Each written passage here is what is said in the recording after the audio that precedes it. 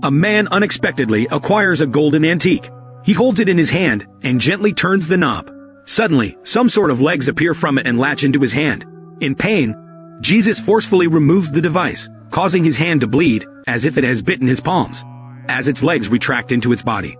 The next day, the old man looks much younger. Could it be that this device can reverse aging? Hi guys, welcome to Q Recaps.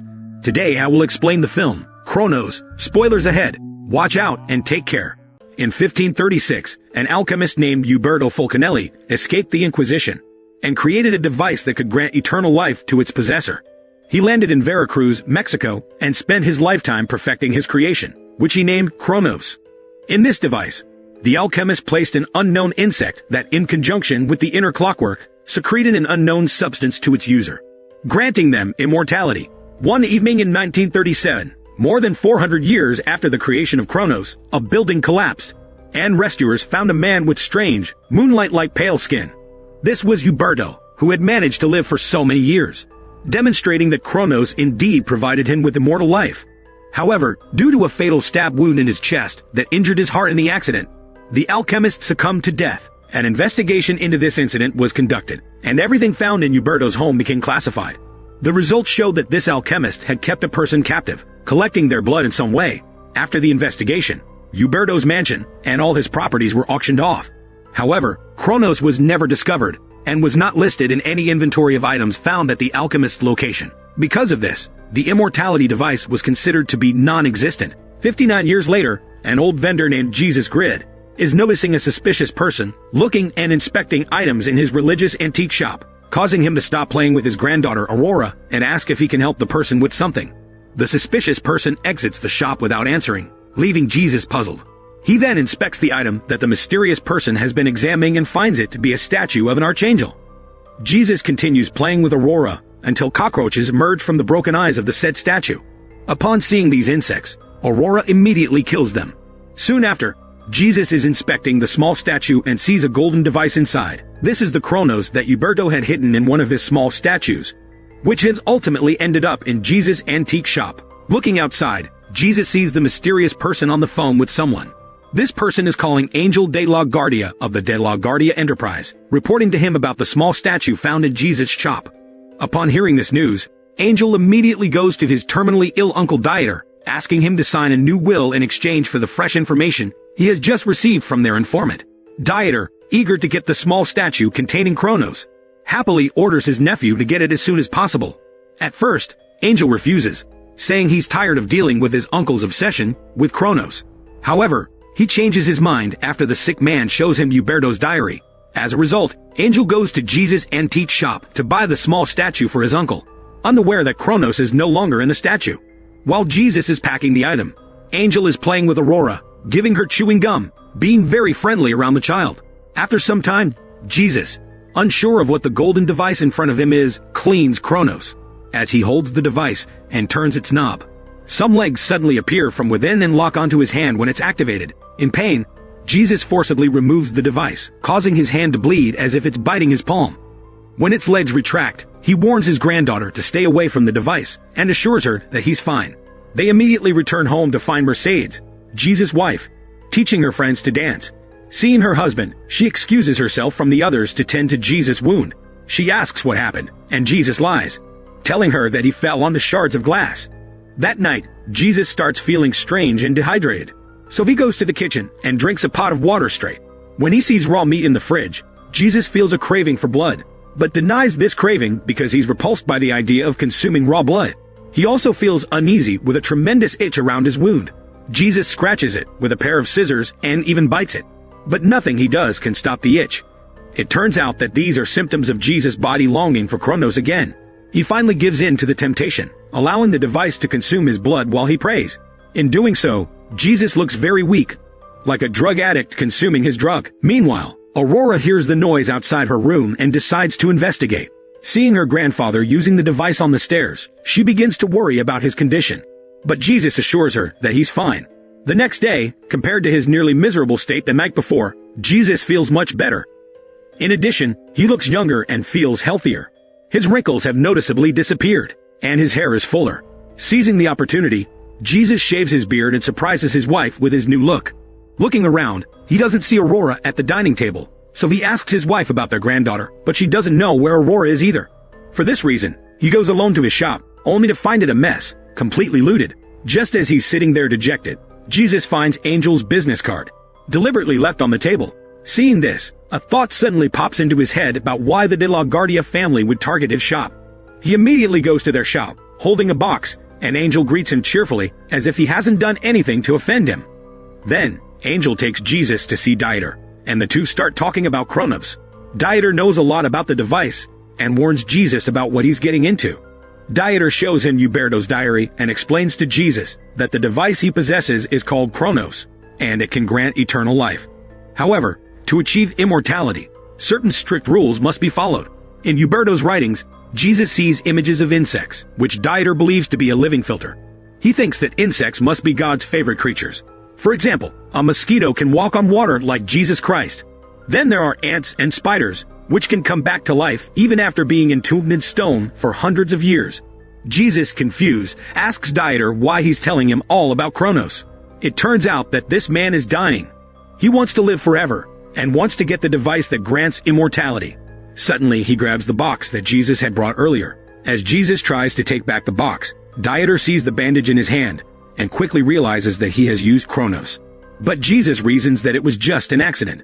Dieter gets angry, and asks him to leave their facility. But before he leaves, Jesus looks back at the De La Guardia couple, and cryptically tells Dieter that they will suffer some losses. As Jesus leaves their sight, the patient opens the box, only to find a padlock inside. Dieter realizes that Jesus has made a fool of him and mocks him through their facility's PA system, telling Jesus that only he knows the rules of Cronos, and he will never tell him. When Jesus returns home, sweating profusely and gasping for air, he goes to use Cronos again. But to his disappointment, it's gone, and he immediately realizes that Aurora must have taken it after seeing what happened last night. Going up to the rooftop, Jesus looks for it in his granddaughter's toy box, but finds nothing.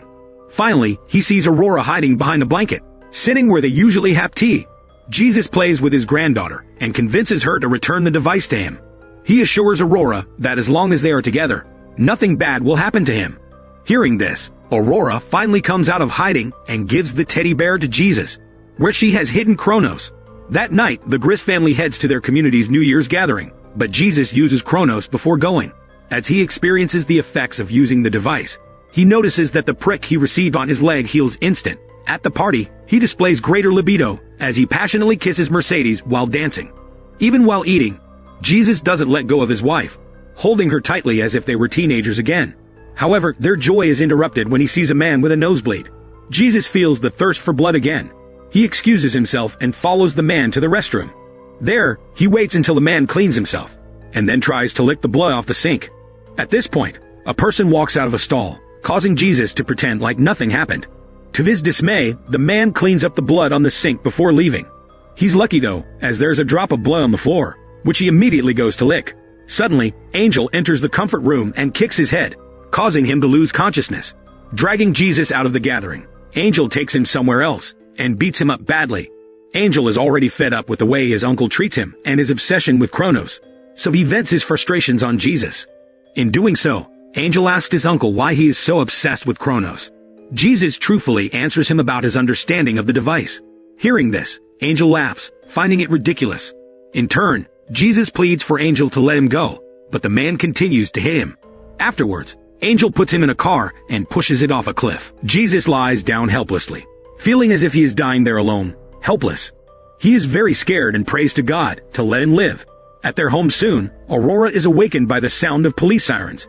The next day, Jesus' body is sent to the funeral home, where Tito takes care of him.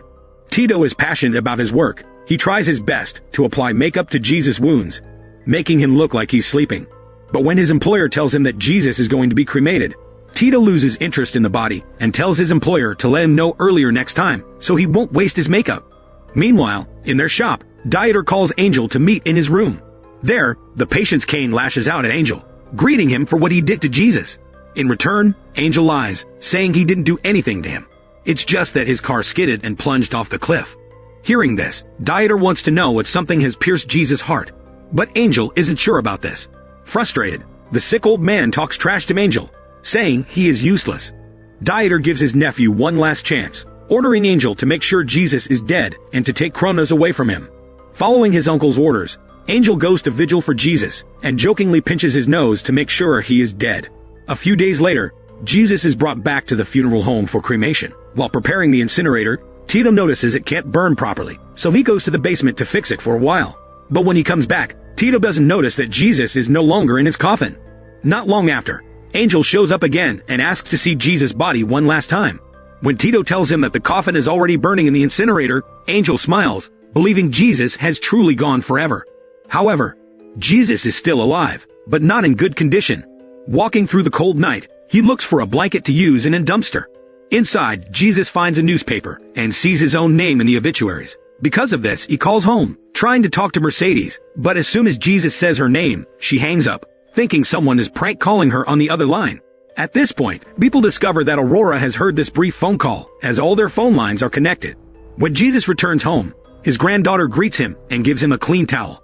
Then they go to the roof, where Aurora takes out all her toys from the box, so Jesus can use it to rest. He also uses Cronos again, hoping to regain his strength and heal his wounds. However, sunlight seeping through the holes in the roof hits Jesus, burning his skin as if he were a vampire. He acts quickly, crawling into the box, resting as Aurora closes the box. That night, Jesus wakes up and finds his granddaughter waiting for him, drawing on the wall. Seeing this, he gets the idea to write a letter to his wife.